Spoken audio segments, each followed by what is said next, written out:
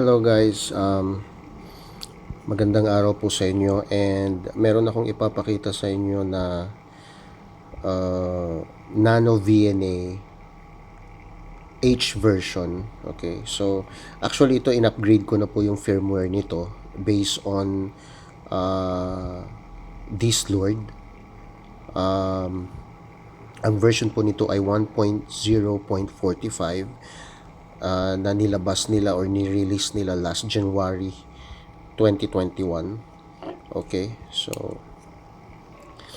by the way, pakita ko muna sa inyo yung physical appearance niya. So this is basically the screen. So meron tayong mga actually gas-gas pero protected screen yan. Well, anyway, so this is the NanoVNA, and this is the port channel 0, and this is the channel 1 port. Okay, so usually basically we're going to use this one, but we are calibrating both ports. Papakita ko sa inyo paano. And this is the USB where you can connect the Type-C cable dito, and then going to the computer, or if you want to charge this NanoVNA kasi may built-in battery ito. Okay, and this is the power on and off, and this is the toggle selector, okay, for the menu.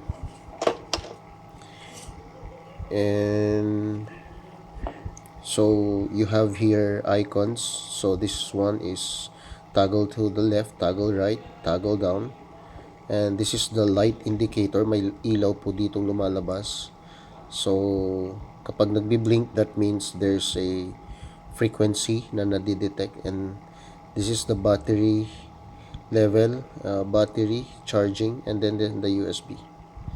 So ignore nyo lang yung gecko. I'm not so sure about the gecko sign, but it says here open source, so meaning yung firmware is open source na pwedeng i-update na kahit sinong programmer or developer. And one more thing, the original firmware nito was actually from EDY 555. So and I think yung original design nito is he is actually from Japan. Okay, so siya ang nag-design ng firmware. I'm not so sure about the hardware, but probably baka siya din, and then kinopya na ni China. So alright, so let's see now.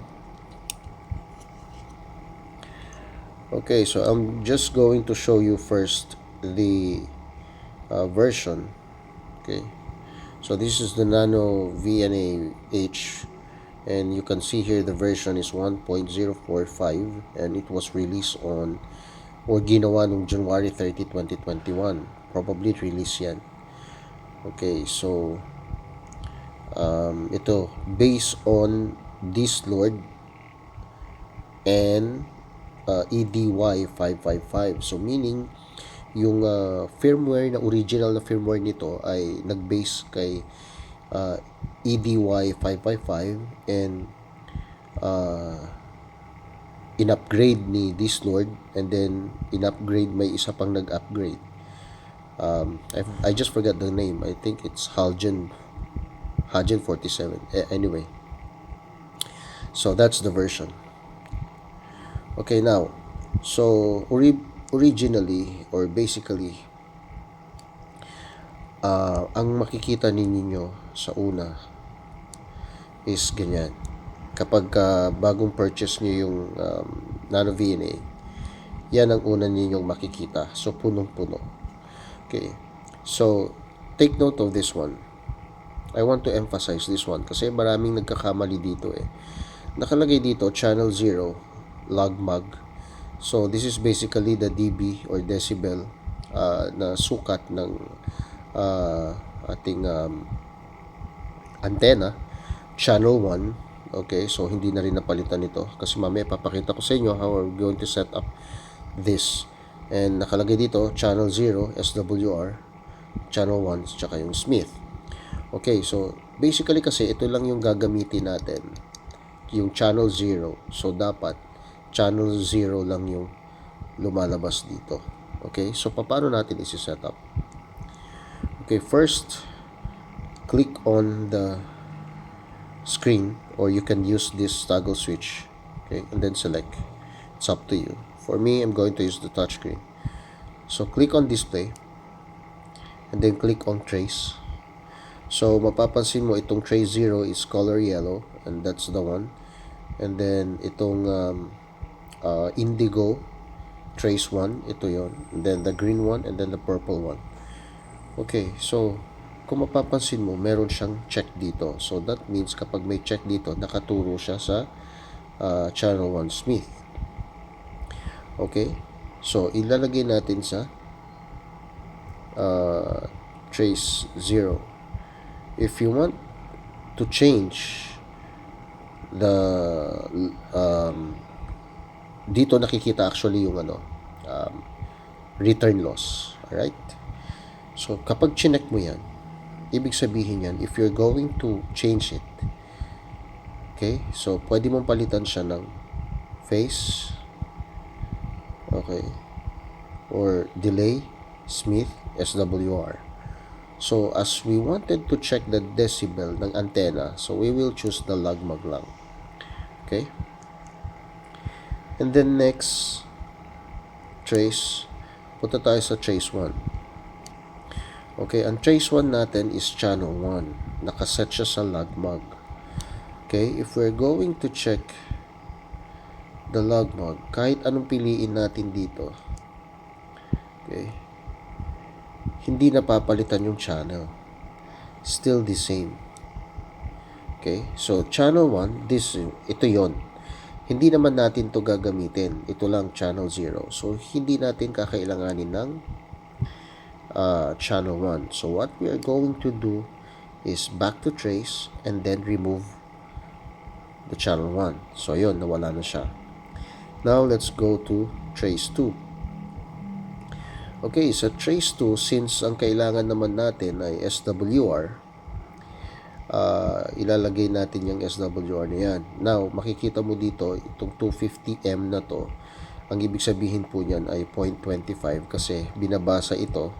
This is 1.25, 1.5, 2, 2.5, 3, sorry, 3.5 and 4. So the higher the line is, ibig sabihin bad yung antenna. So kailangan mas mababa. So dito lang tayo sa 1.25 or 1.5. Kailangan less than 1.5. Ito yung 5 kasi ng line. Okay, so how to do that? Go to format.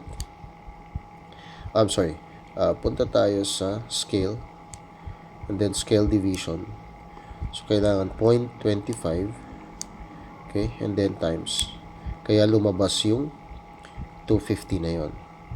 Okay, so ito yon yung kulay green, and then the decibel, ito yon yung yellow. And then kung mapapansin mo, meron tayong ditong channel 1 Smith. So since hindi naman natin kakailanganin yung channel 1, ito lang yung gagamitin natin, but we need to calibrate this one as well. Okay, ito lang yung gagamitin natin. So hindi natin kailangan ng channel 1. So tatanggalin natin si Smith.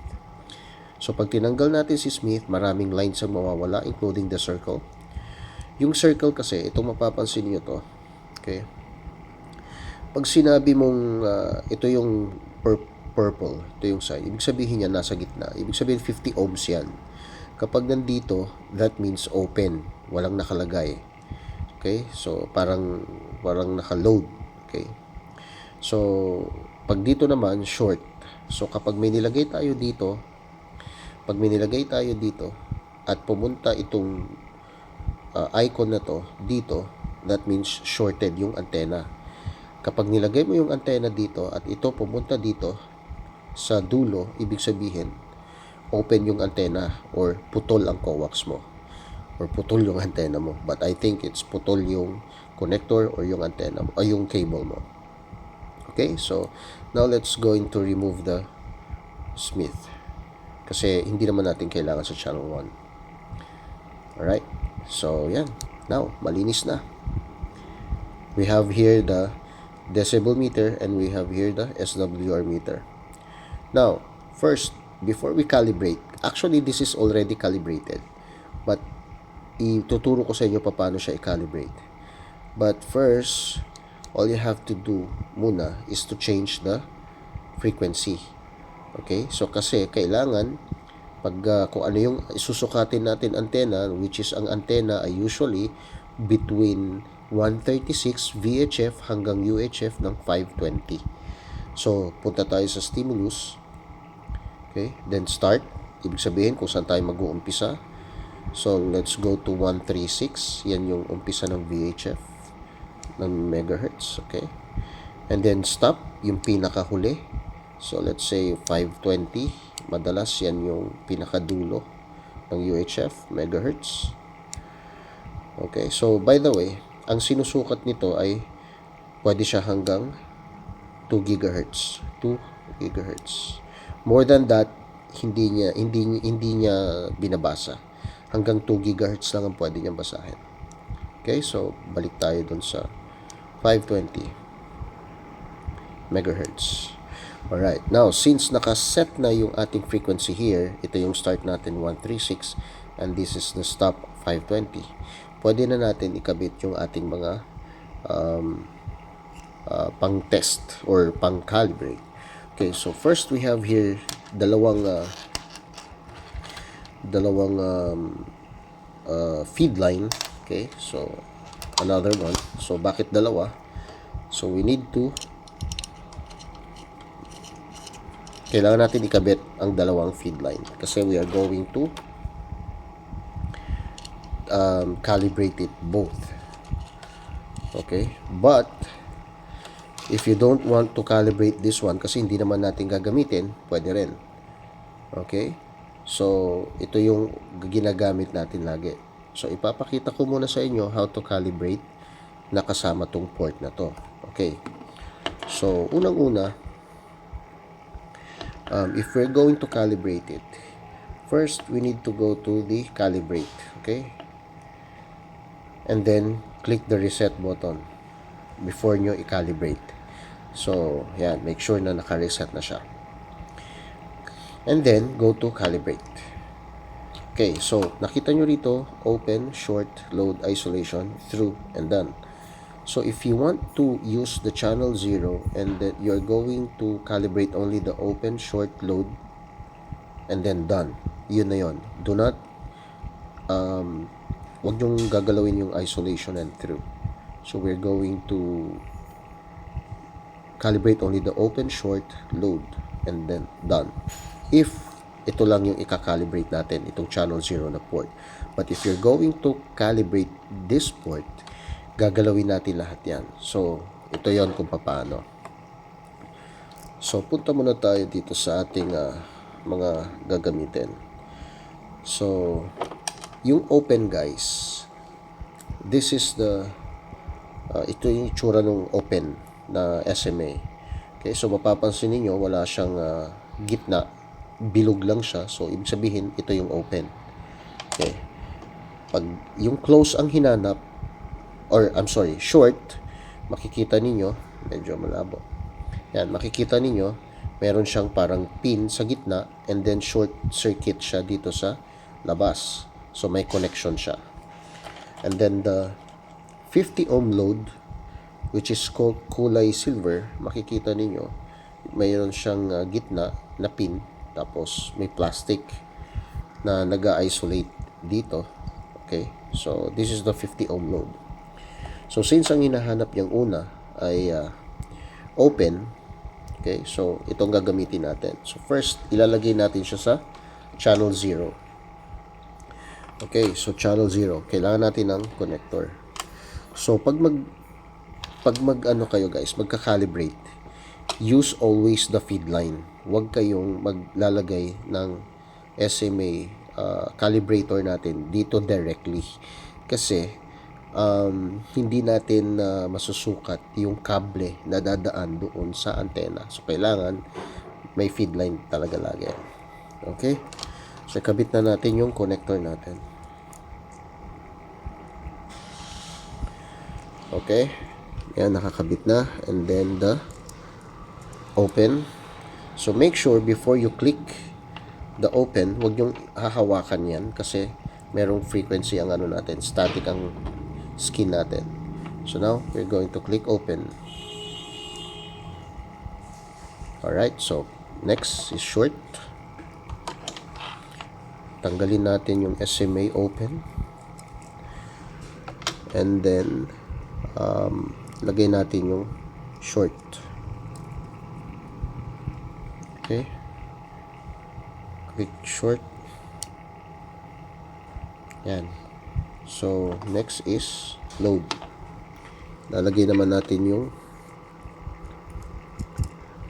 load. Okay. Alright. So, nalagyan na natin yung load. Click natin yung load.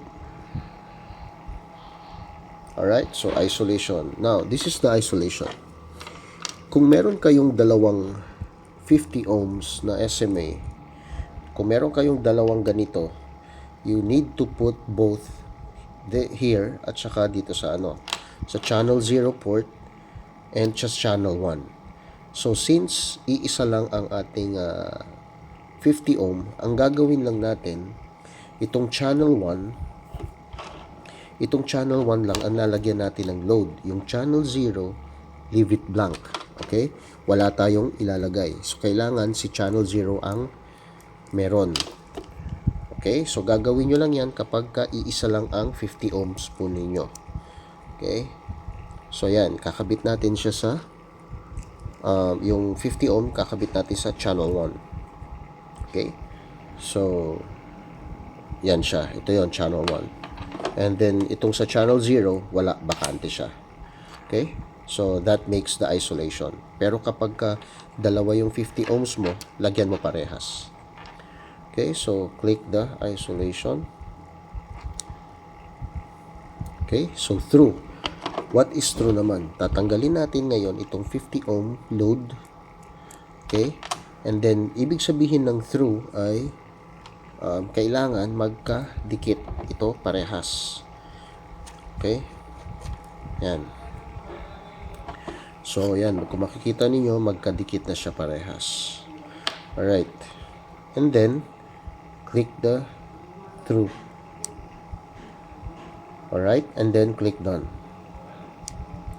Okay. So, isi-save natin siya sa 0.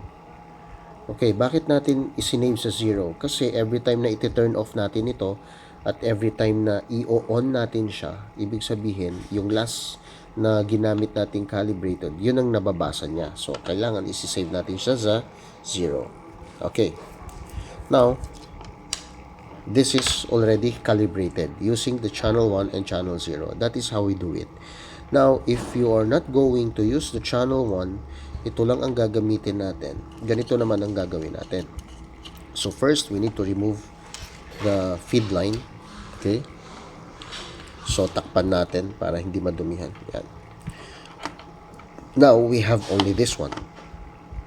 So, ganito naman ang pag-test sa or pag-calibrate ng channel 0 without this one. Since ito lang naman madalas ang gagamitin natin. Okay, so ngayon, since nakaset na tayo sa frequency, punta na tayo directly sa calibration. Okay, so all we have to do is reset again. Okay, so reset natin again. Always reset ha. Ang calibration guys, gagawin natin to lagi every time na papalitan natin ang frequency or antenna na susukatin. So kailangan laging i-calibrate. Okay, so after reset, let's go to calibrate. Okay. So, the same thing, ang ilalagay natin is the open na SMA. Okay. And then, click open. Alright. And then, next is, ganun pa rin. Same pa rin yung process. Lagay natin yung short. So that is the short one. Okay, so short. Oops, short. Okay, then next is load. So this is the load. Alright, click the load.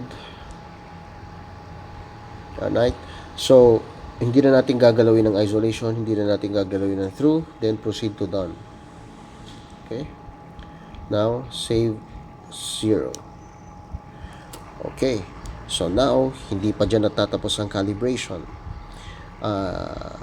Take note guys, this calibration is, I'm doing this on version 1.045. Okay, so tanggalin natin yung check sa apply. Okay, and then save 0 ulit. Okay, next, let's go back and then config and then touch calibration. Okay, so yan ang pagka-calibrate natin. So click here and then click here. Yan, so back.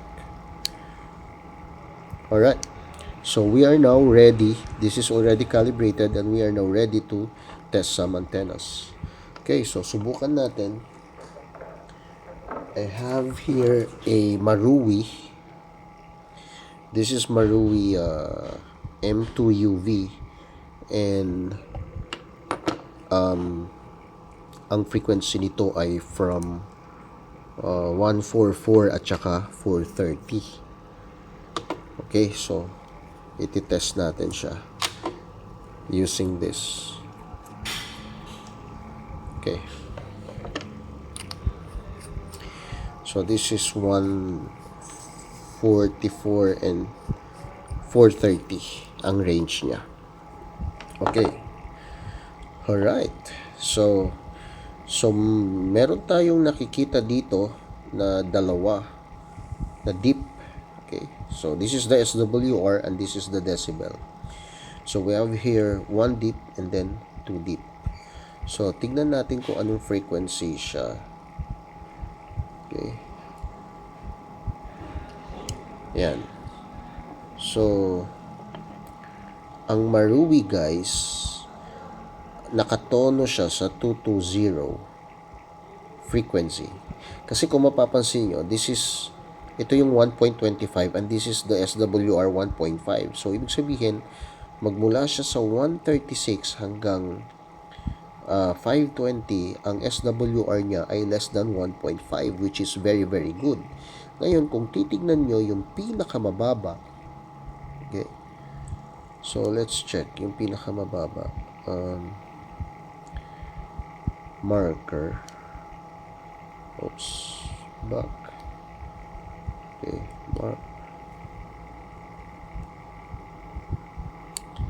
Marker. Okay. Search. Minimum. Minimum. Teka. Hindi masyadong na-calibrate. Ulitin natin. Let's calibrate. Pwede naman yung gawitin. Okay, so back, config, back, config,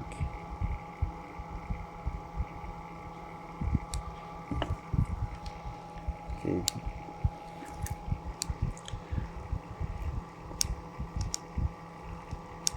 ayun.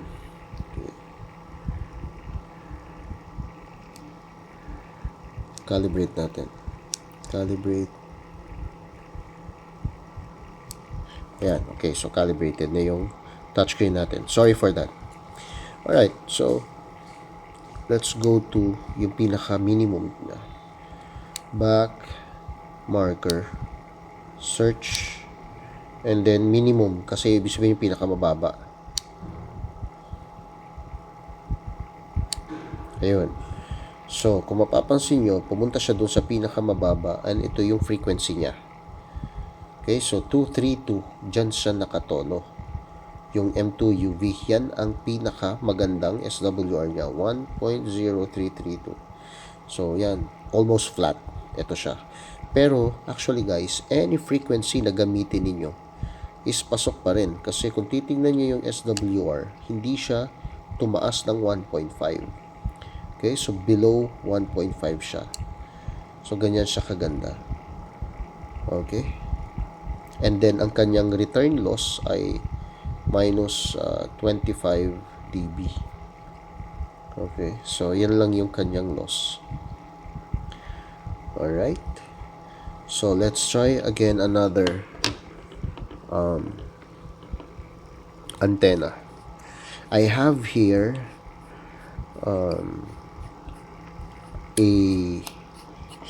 a Super Gainer SG7900.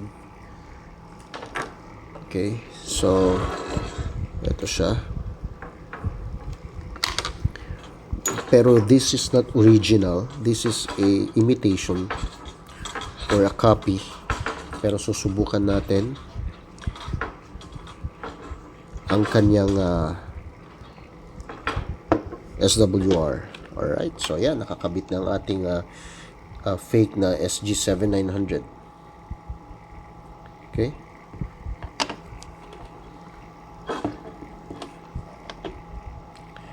Alright, so kung mapapansin nyo, hindi siya halos gumalaw. Okay.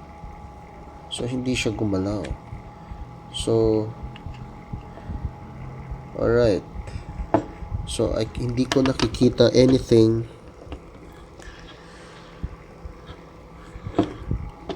Okay, so flat lang siya. So ang ibig sabihin nito guys, this type of antenna, subukan natin kasi nakahiga siya. Subukan natin nakatayo. So wala pa rin. Alright. So ang ibig sabihin nito guys, if you're going to buy antenna at tapos peke siya. Ayun. Teka, wait. Nagkaroon ng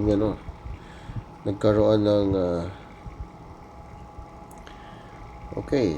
So kung mapapansin ninyo, not bad kasi below 125 pa rin siya. Okay. So ito yung pinakamababa niya, 143. And then sa UHF,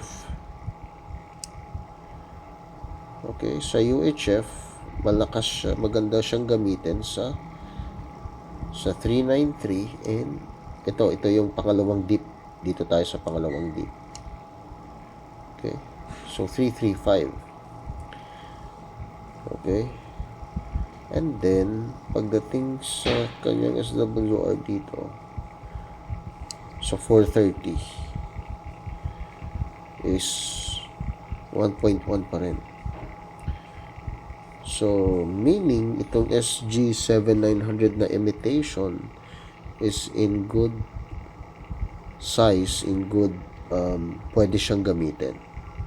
Okay, so yun guys. So ngayon ang sukatin naman natin isunod ay portable.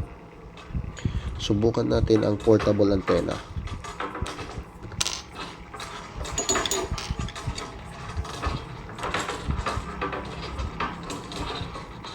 Ang haba kasi ng 7900.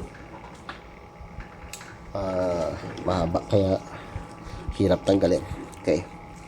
So I have here the portable antenna. Dual band ito ng Baofeng A58. Okay.